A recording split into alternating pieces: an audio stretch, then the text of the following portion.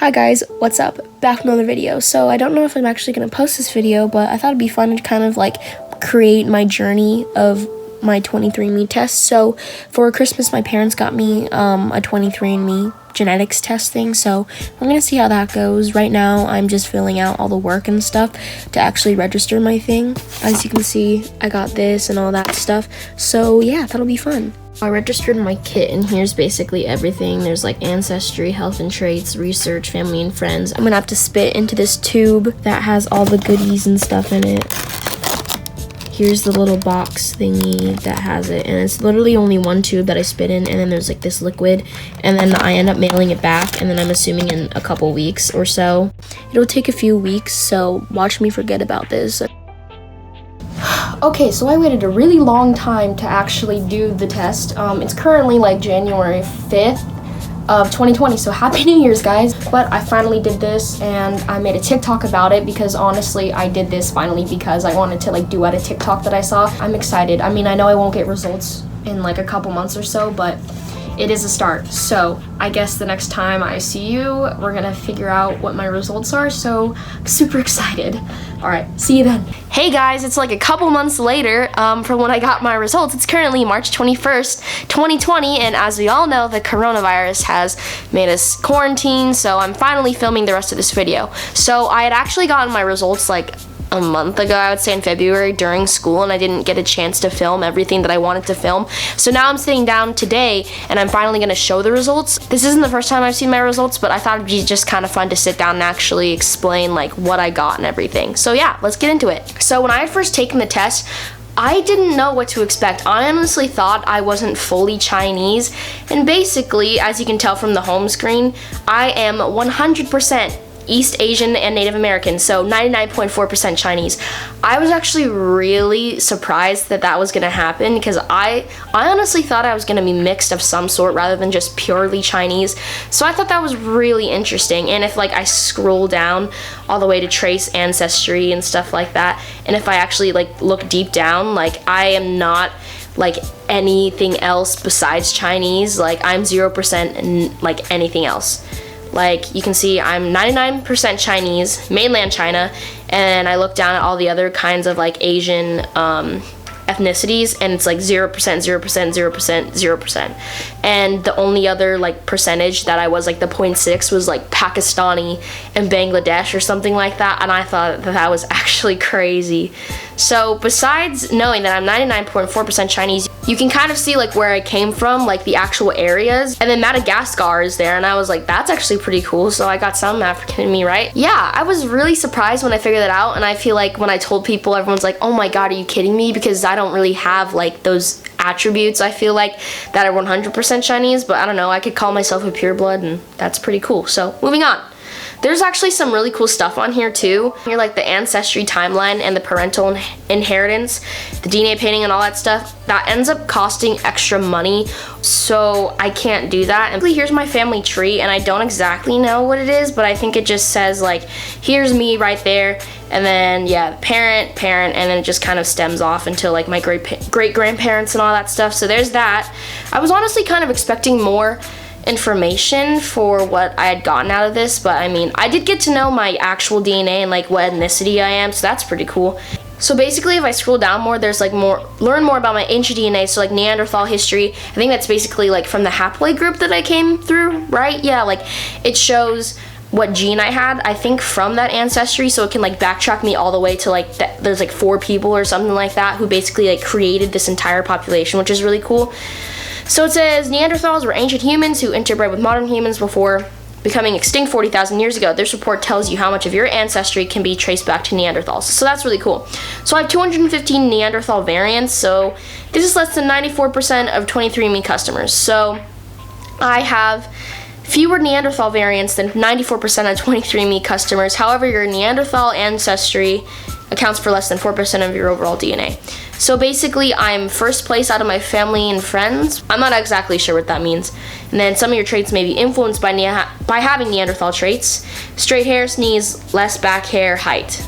Oh, so then straight hair, 0 variants found, and then less likely to sneeze after eating dark chocolate, 0 found. Less back hair, 0 found, and height, 0 found. what does it say? I haven't looked at this in a while, so. You descend from a long line of men that can be traced back to Eastern Africa over 275,000 years ago. Though you do not have a paternal haplogroup, you can trace the story of your paternal line through your haplogroup of your father. So, yeah, basically, I have to have my dad's report of my DNA, and obviously, I don't know who my dad is, so I can't do that. And I think that's also because I don't have a Y chromosome, so they can't trace that, but they can with my maternal haplogroup, and I thought this was really cool. So it says my maternal haplogroup is A4, and basically that means as ancestors branched out of Eastern Africa, they branched off into diverse groups, obviously Europe, Asia, everything like that. And then I can be traced through like a long line of lineage. It was just really cool. So it shows like my haplogroup is from 180,000 years ago, and I'm part of A4. So basically like you can see L, L3, N, R, A, and it shows like where they came from to get to me. Okay, so the origin and migrations of haplogroup A, it says, ancestor of haplogroup A was a woman who lived approximately 25,000 years ago, perhaps in the northern reaches of East Asia. So they generally make up less than 10% of their population, reaches higher concentrations in some part of China, Korea, and Japan. And some ethnic Chinese populations, such as the Dongani, nearly 30% of the people belong to haplogroup A, which is really cool. And then one branch of the haplogroup A4 reaches levels of more than 15% among people who were tested in the city of Wuhan in central China.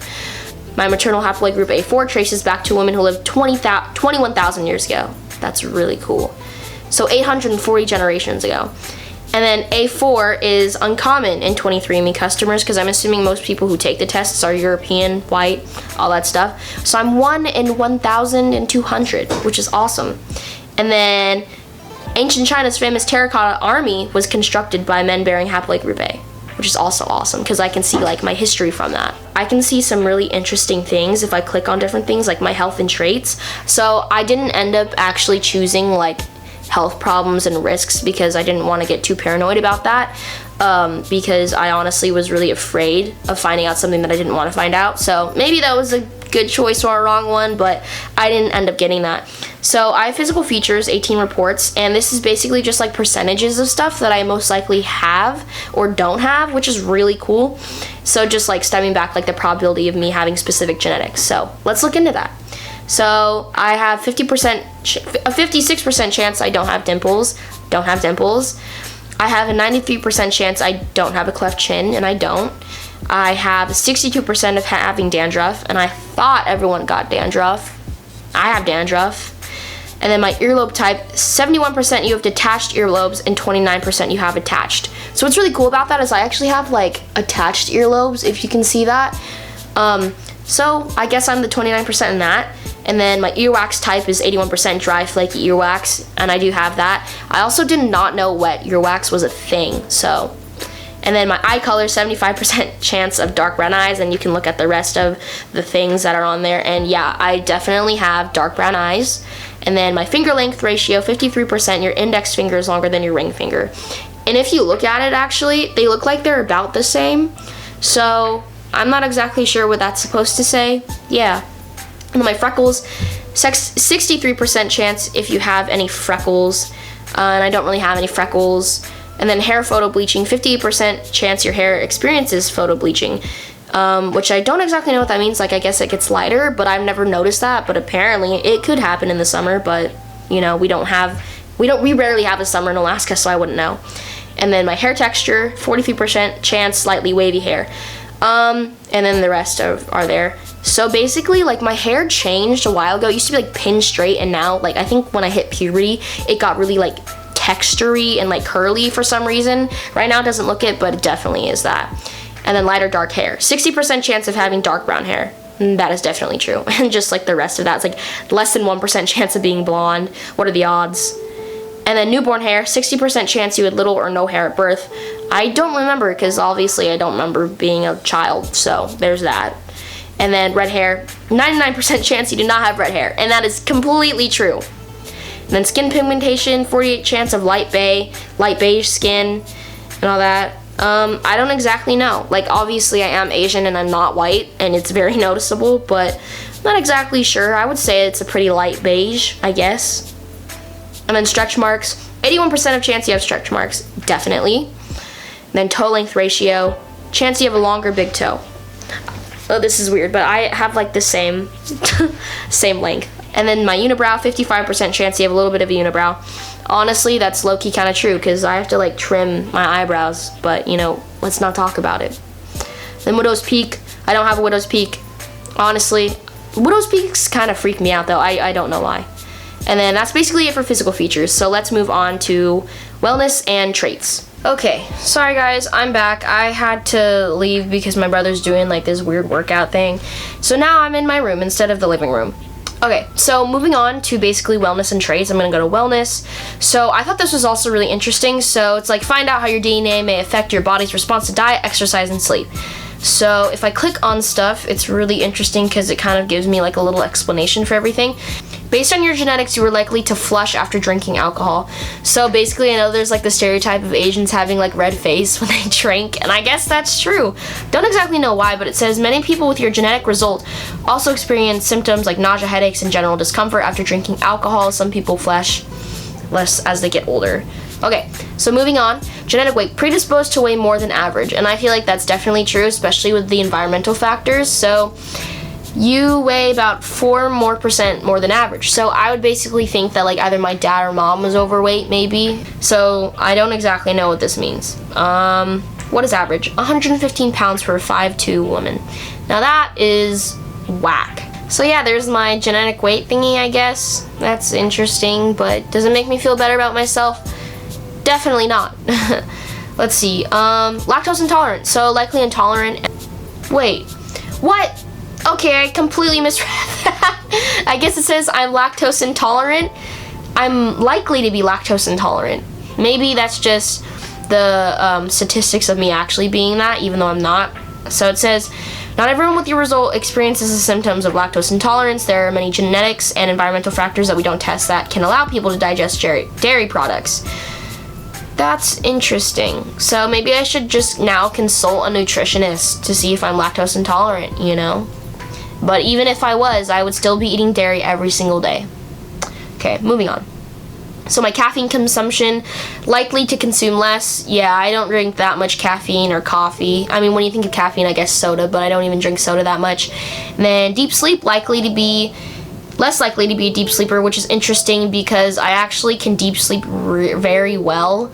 I don't know how they actually track that, which is really interesting. So I guess my delta waves of average sleepers, and then the delta wave of deep sleepers. I want to know how exactly they calculated that. So my muscle composition, common in power athletes. Elite power athletes, sprinters, throwers, and jumpers have a specific genetic variant in a gene-related muscle composition. You have the same genetic variant as these elite athletes. And that sounds awesome, and I wish I was more of an athlete because I feel like I would have like an athletic body, you know what I mean? Because of my muscle composition. And maybe that just means like my muscle composition is really thick rather than thin. What is this? Saturated fat and weight. I don't know what that means. Your weight is likely to be similar on diets high or low in saturated fat with the same number of total calories. Why people weigh more than others when their diets are high in saturated fat? And maybe that could be like also an environmental thing since I didn't grow up in China. Because China versus Alaska food, very two different things, and I feel like everything in China is way more fresh because nothing in Alaska is fresh, so that could also be meaningful to that. So yeah, interesting. And then my sleep movement, likely average or less movement. Yeah, I don't move that much with my sleep movement. The only thing I really do is just like I toss and turn, so that's a good thing. All right, moving on to traits. So traits. So I always thought that these were really interesting, and I don't want to go into each single one of them and click on them. But yeah, so ability to match musical pitch. I am more likely to be able to match a musical pitch, which honestly, that sounds awesome. And that makes me feel better about myself and my singing. And then asparagus odor detection, likely can smell. I'm not exactly sure what that means. Let's click on that one. Your genetics make you likely able to smell the asparagus odor in your urine. Oh, how awesome. 66% can smell the odor, 34% cannot. I guess that's kind of cool that I can do that. And then bitter taste, likely can taste, and I'm assuming that has to do with cilantro, because I definitely can. I remember in AP Bio last year, we ended up taking like, can you taste like the bitterness test, and it was like a little like a little piece of paper, and if you could taste it, you could definitely taste the bitterness, and others you cannot. And I was one of the few that could actually taste it. I am able to. 58% are likely to taste and 42% are not. which is really cool. And then GG, your genotype. So I guess people who have that genotype can be able to taste it. Less likely than average to have a bunion. Yeah, I don't have bunions yet. Cilantro taste aversion. Oh, okay, so I've already talked about this. Slightly higher odds of disliking cilantro. I don't like cilantro because it tastes like soap, and I bet that's because of the gene that I can taste like the bitterness of it. Then fear of heights. Less likely than average to be afraid of heights. I'm kind of iffy on that because it really depends on the day for me, quite honestly, because sometimes I'm like, oh, I don't care, and other times it's like, oh my god. So yeah, I would say I have a pretty average fear of heights. Fear of public speaking, about a 50-50 chance of having a fear of public speaking. Oh, I definitely do, but it depends on the crowd, because it's funny, if I'm in a group of like 100 kids, I can speak, but if it's in a group of like 20 kids, I can't. Maybe that's just because I can blur out their faces and just like look like this, you know, when I do it. But yeah, I don't know how they calculated that, but that's pretty interesting. At least it's not like 100% chance of being scared. So I guess I'd say, yeah, a pretty good 50-50 chance. So flat feet, more likely to have average, or more likely to have flat feet than average. And yeah, I have pretty flat feet. I don't have like an arch or anything. And then hair thickness, most likely to have thick hair. Definitely, if you were my friends or my hairdresser, you know I have really thick hair and it's really hard to get it into a bun. And then ice cream flavor preference. Oh, 50-50% chance of preferring vanilla over chocolate. For sure. Chocolate, okay, chocolate ice cream is so gross, but vanilla ice cream is actually really good in my opinion. So I can resonate with that. And then misophonia, average odds of hating chewing sounds. Oh, heck yes. Mosquito bite frequency, likely bitten more often than others, and I don't exactly know why, so let's click on that one. Don't know why. 71% report more mosquito bites than others. That's so weird. I guess it could be blood type maybe, or... Mosquitoes are attracted to certain molecules in body odor and breath depending on the proportions of these molecules. I don't know. I guess that's interesting. Didn't know why. And then motion sickness, most likely to experience motion sickness, definitely. I used to wear like these bracelets when I was 8 because I used to get really bad motion sickness. Photo sneeze reflex, likely no, what the heck is photo sneeze reflex? So 75% don't sneeze when exposed to bright light and 25% are the opposite. That's so weird. Likely no photo sneeze, yeah, I don't sneeze, which is weird. And then sweet versus salty, likely prefer salty. I don't know, because it really just depends on the salty food. I mean, I love ramen, but I also love my sweet things there. And then my wake up time, likely to wake up around 8:55, and that is definitely not true, unless it counts school, but that's because I have to wake up, and even then I'm waking up at like 7. But on a usual day, like today, I woke up at like 12. So I definitely do not wake up at around 8:55 a.m. But that could just be my Chinese genetics rather than the Alaskan time, so it could be Chinese time. I just wouldn't know. And the last thing I wanted to look at was my DNA relatives. So I've already looked at everything, obviously, but I thought it was really cool. So it says view all your relatives. So when I click on my DNA relatives, the closest I could find was my 3rd to 5th cousins. So it shows like 0.45%, and that's less than 1%. But yeah, all of these said 3rd to 5th cousins, and none of them were just like actual parents, grandparents, siblings. And maybe because my name is actually finally on this app, I can actually find them if they ever take the test themselves. But yeah, I think it'd be interesting if I could end up getting in contact with these people, but I'm not exactly sure how much like if they're actually my relatives, just because I share like a sliver of my DNA with them. But I think it'd be really interesting to find out. Alright guys, that is the end of my genetic results. So I honestly thought it was really eye-opening, and the fact that I'm 99.4% Chinese is honestly bewildering. Like, I can't believe that. And it's crazy to think that that means like my entire ancestry like line is 100% all Chinese people. Like, there's no variance whatsoever. And when I'm immersed into all this, because I don't really know that much about my culture, it kind of like makes me like have a tie, you know, to my ancestors and like the culture of China and all that really cool stuff. And it was just really interesting looking at like everything. Like, I know this is just such like a small part of my genetic history, but the fact that I got to figure that out, and now my name is basically out there in those databases. So if my dad or my mom or my siblings or anyone who's closer to me than my 3rd to 5th cousin is even out there, and the fact that I could potentially find them is so crazy to me. And the fact that they could figure out like my haploid group and my maternal haploid group, showing like how far the legacy is passed down, the fact that like I'm basically wearing the face of all my ancestors is so cool. But yeah, that's basically the video I have for you guys today. I hope you enjoyed it. We are still on corona outbreak, and we basically have to do online school until May 1st. So basically my senior year is over with, and I just want to take up the time making YouTube videos and trying not to cry at the fact that graduation is probably being canceled and the rest of my senior year is ruined. So just trying to lift up everyone's spirits, you know. If you have any video suggestions, please leave them down in the comments. I love listening and hearing your guys' comments and looking at them and knowing you guys are enjoying my videos. So, speaking of that, if you like my video, subscribe. See you guys in the next one. Bye.